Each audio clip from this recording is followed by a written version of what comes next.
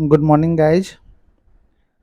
आज हम लोग बिहार स्पेशल के विशेष संदर्भ में एक नया टॉपिक बिहार का भौतिक विभाजन के रूप में आपके सामने लाया हूँ। इससे पहले बिहार के भौतिक इससे पहले बिहार की भूगर्भिक संरचना को हम लोग देखे थे और आज हम लोग बिहार के भौतिक विभाजन को देखेंगे। तो चलिए शुरू करते हैं। जैसा कि आप लोग को पता है कि बिहार एक मुख्य रूप से मैदानी राज्य है, क्योंकि इसके अधिकांश क्षेत्रफल पे मैदान का निर्माण हुआ है।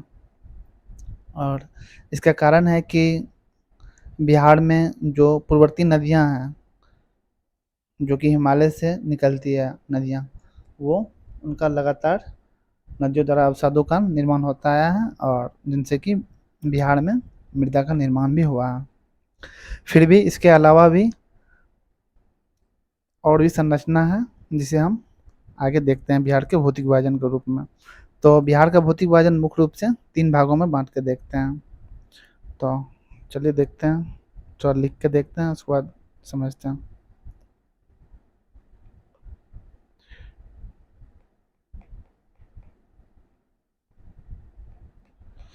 इसे हम मुख्य रूप से 3 भाग में बाँट के देखेंगे। पहला, पर्वतीय रीजन कौन-कौन से हैं बिहार में। दूसरा, मैदानी भाग। तीसरा, पठारी एरिया या फिर पठार वाले क्षेत्र जो भी हैं। तो चलिए एक-एक करके देखते हैं और सबसे पहले हम मैदान को देखते हैं। चूँकि क्वेश्चन ज़्यादा मैदान से ही बनने का संभावना रहता है, तो चलिए देखते हैं। हुँ।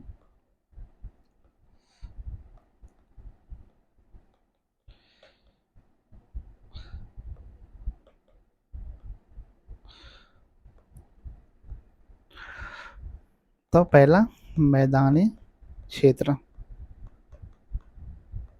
क्या-क्या विशेषताएँ हैं मैदानी क्षेत्र की, तो आप लोग इसे ध्यान से सुनेंगे।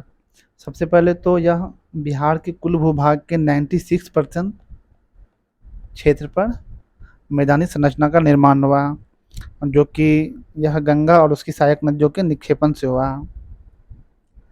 और बिहार में मैदान का जो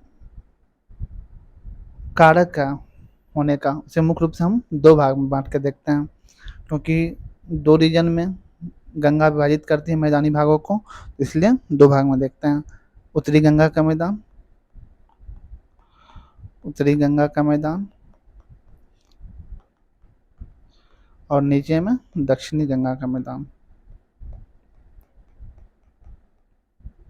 दक्षिणी गंगा का मैदान। और इसे भी दोआब के माध्यम से बाँट के देखते हैं कि कौन-कौन सा मैदानी संरचना का निर्माण हुआ है। तो उत्तरी उत्तरी गंगा के मैदान में जो मुख्य रूप से 3, यहाँ पे एक मैं लाइन खींच के आपको उत्तरी गंगा के मैदान में मुख्य रूप से 3 दोआब का निर्माण हुआ है। एक तो घाघरा,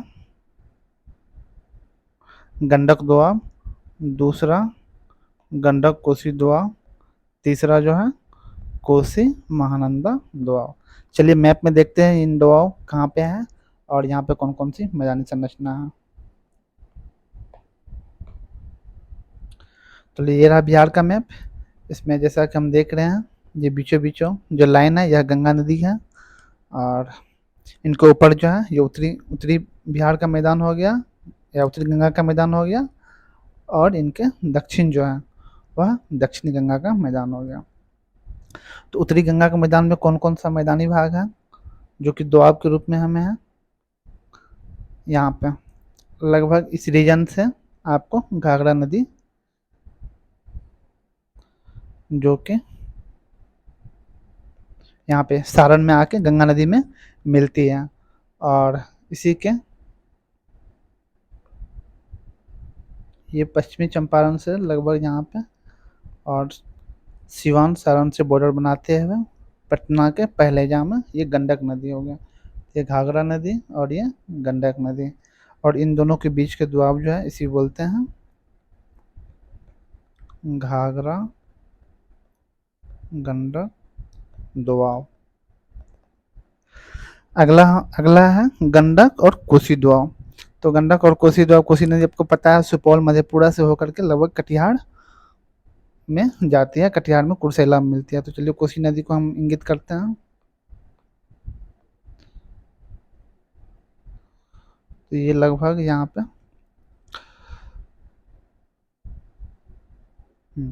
तो ये लगभग यहाँ से निकल के मधेपुरा से होते हुए ऐसे करके और ये कटिहार के कुर्सेला में जाके गंगा नदी में मिल जाती है, जो कि नेपाल के सब कोसी से निकलती है।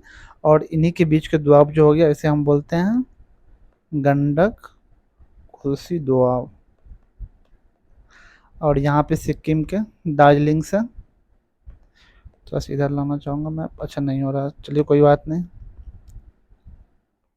और यहाँ पे सिक्किम में ये बिल्कुल किशनगंज से सीमा बनाते हुए यहाँ पे महानंदा नदी आकर गंगा में मिलती है, और ये हो गया कोसी महानंदा दोआब। तो उत्तरी गंगा के मैदान में हम देख ले 3 दोआब कौन कौन सा है, और यहाँ पे मिट्टी का संरचना का निर्माण हुआ, मैदानी भाग का निर्माण। और यहाँ पे कौन कौन सी मिट्टी पाई जाती है वो मैं अगले वीडियो बिहार की जब मिट्टी में बताऊंगा तो उसमें बताएंगे। अभी फिलहाल बस संरचना को समझते हैं कौन कौन से कहाँ पे हैं। अब देखते हैं हम लोग दक्षिणी गंगा के मैदान में।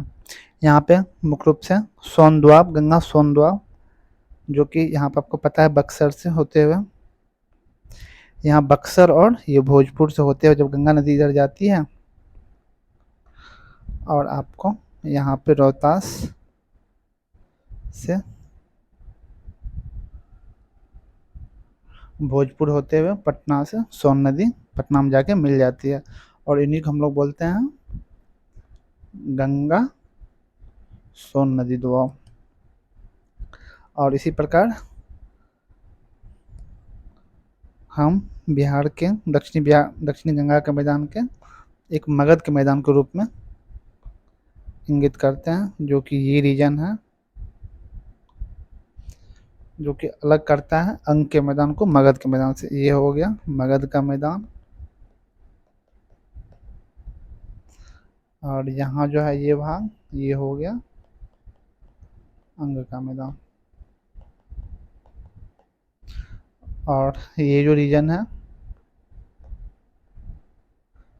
ये आपको पठारी रीजन हो गया, जो कि दक्षिणी बिहार के पठारी, गया, मुंगेर, जमुई, बांका में रीजन है, ये पठारी रीजन हो गया। तो चलिए मैदानी को देख लिए, मैदानी भाग को, और इसमें क्या क्या इंपॉर्टेंट क्वेश्चन बनेंगे थोड़ा सा हम उसको देख लेते हैं। यहाँ पे देख लिए, इसी प्रकार यहाँ पर दक्षिणी गंगा में हम कौन कौन सा दोआब देखे हैं, गंगा और सोन दोआब, और एक तो मगध का मैदान देखे हैं, एक अंग का मैदान। चलिए इनसे क्वेश्चन नहीं पूछे जाएंगे, क्वेश्चन किन से पूछे जाएंगे मैं भी आपको बताता हूँ। सॉरी एक सेकंड। हाँ, तो बिहार के मैदानी भाग जो है उनमें मुख्य रूप से कुछ क्षेत्रीय विशेषताएं पाई गई हैं। वो उनका कारण है कि बिहार की नदियों का होना, खास करके उत्तर बिहार में। तो वो जो क्षेत्रीय विशेषता है और उसका कुछ स्पेशल नाम है, विशेष नाम है, उन्हें आप लोग याद रखेंगे और वो एग्जाम में आ सकता है। सबसे पहले 2 चीज़ हम लोग जानेंगे, एक चौड़ जानेंगे क्या होता है, या इसी को मन भी बोल देते हैं, और एक दियारा प्रदेश जानेंगे क्या होता है।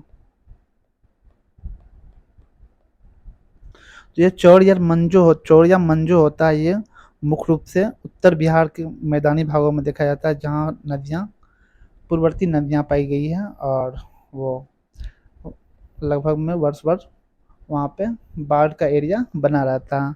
तो वो ये भूमि जो होता है ये मुख्य रूप से निम्न और जलमग्न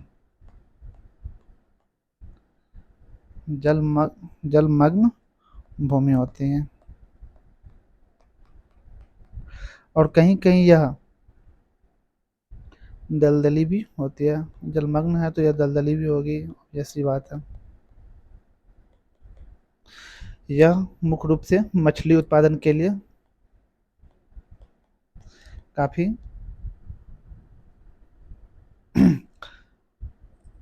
यहाँ पर मछली उत्पादन अधिक मात्रा में होती है इन क्षेत्रों का भी, और इसे हम एक प्रकार के गोखुर झील के रूप में भी देख सकते हैं, जहाँ के हम लोग पढ़ते हैं कि नदी जहाँ विसर्ग बनाती है और वो जो टूट कर एक संरचना का निर्माण बन जाता है, उसे ही हम गोखुर झील बोलते हैं। तो यह गोखुर झील का भी एक रूप से कहा जा सकता है। तो चलिए अगला हम लोग देखते हैं दियारा प्रदेश। दियारा प्रदेश मुख्य रूप से यह एक अर्धवृत्ताकार अर्धवृत्ताकार आकार होती है, एक टापू की भांति, जैसे कि बीच में कोई एक ऊपर धंसा हुआ भाग ना होकर उठा हुआ भाग हो। और यह भी उत्पादन की दृष्टि से काफ़ी महत्वपूर्ण होता है, उपजाऊ यहाँ अधिक होता है। तो चलिए इतना ही है। और मैदानी के बारे में, और उत्तरी गंगा का मैदान है वो हमेशा बाढ़ के लिए प्रसिद्ध होता है, आप लोग को पता ही होगा। और तो चलिए इतना ही है, अब हम लोग देखते हैं पर्वत को।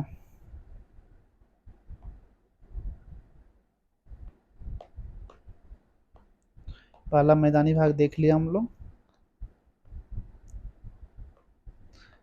पहला भाग मैदानी हम लोग देख लिया, अब हम लोग देखेंगे पर्वतीय भाग को।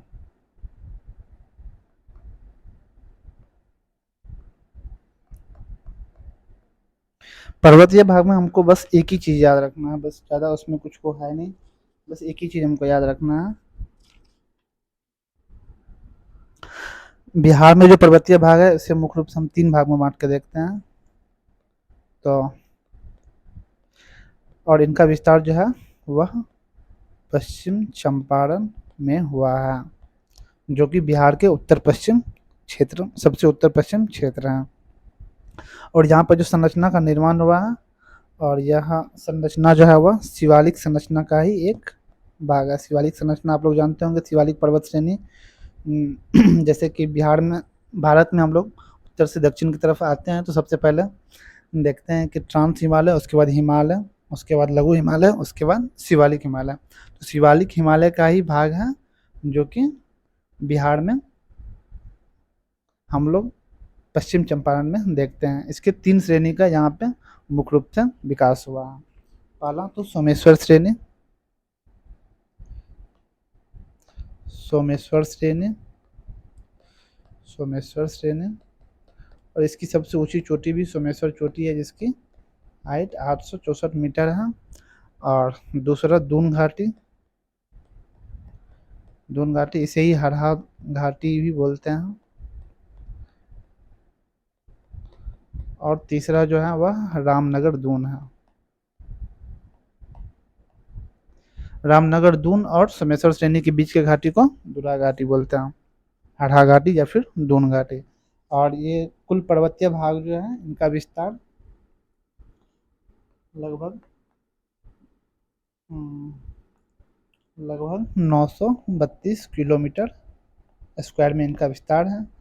और यहीं पे हम देखते हैं कि सोमेश्वर श्रेणी जो है यह त्रिवेणी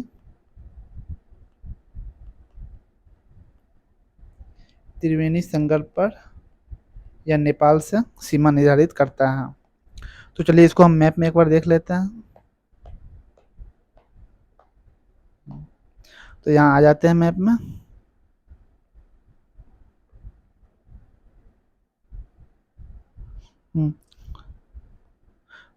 तो मैप में ये रीजन जो है आपका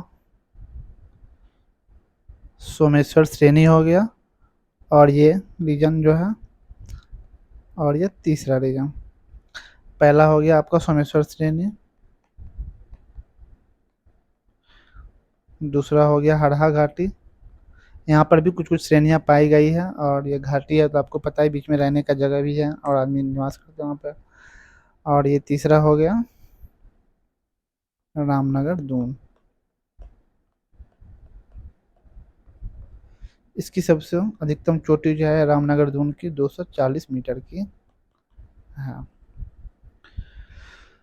तो चलिए पर्वतीय श्रेणी में कुछ नहीं, बस और थोड़ा सा इसका विकास तो आपको जैसे कि पिछले वीडियो में बता देते कि इनका विकास किस काल में हुआ, आप लोग कमेंट करके बताइए।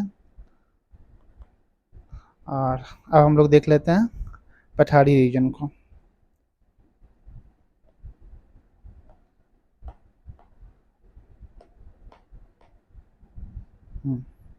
चलिए जगह नहीं है, ऊपर में ही देख लेते हैं। पठारी क्षेत्र, तो बिहार में जो है वो पठारी क्षेत्र का विकास मुख्य रूप से बिहार के दक्षिणी हिस्सों में हुआ, जहाँ पे हम धारवाड़ क्रम की चट्टानें देखते हैं और विंध्यन क्रम की चट्टानें देखते हैं। उससे पहले भूगर्भीय संरचना आप लोग को हम बताए थे कि, एक सेकंड सॉरी, हाँ इससे पहले भूगर्भीय संरचना हम बताए थे हम कि ये जो हिस्सा है,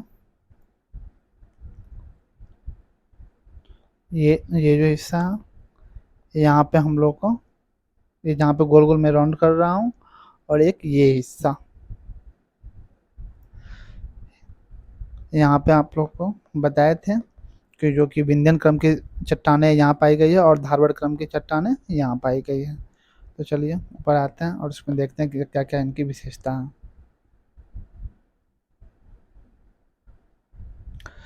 तो मुख्य रूप से पठारी क्रम में वही दो चट्टानें आते हैं, धारवाड़ क्रम की चट्टान और विंध्यन क्रम की चट्टान।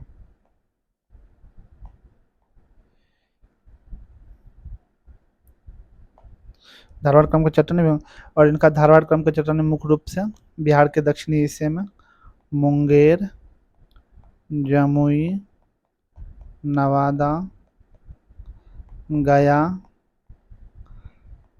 आदि क्षेत्रों में हुआ, और जहाँ पे विंध्यन संरचना का विकास मुख्य रूप से कैमूर और रोहतास में हुआ।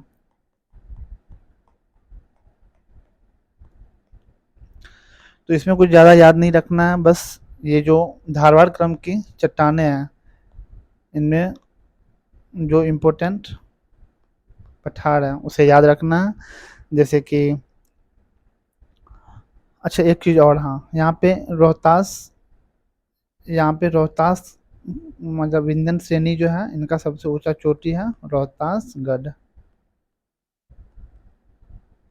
इसे आप लोग याद रखेंगे। बाकी धारवाड़ क्रम की चट्टाने में बहुत सारे श्रेणी हैं, मंदार है, खड़गपुर की पहाड़ी है,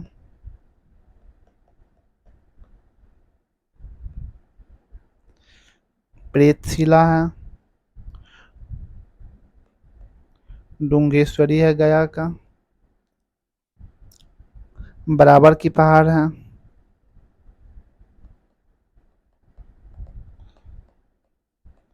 एवं अन्य पठारी क्षेत्र हैं। अच्छा चलिए हम लोग देख लिए बिहार के भौतिक विभाजन। एक क्वेश्चन जाते जाते मैं आपसे पूछ रहा हूँ कि हाल ही में बजट में भी घोषणा हुआ था, पिछले साल भी और इस बार भी, बिहार में जो 6 रोपवे परियोजना के तहत जो 6 रोपवे स्थापित करने वाले हैं, वो कहाँ कहाँ है और कौन कौन से पर्वत पे है और कौन कौन से जिले में है, इसे आप लोग कमेंट करेंगे। चलिए थैंक यू।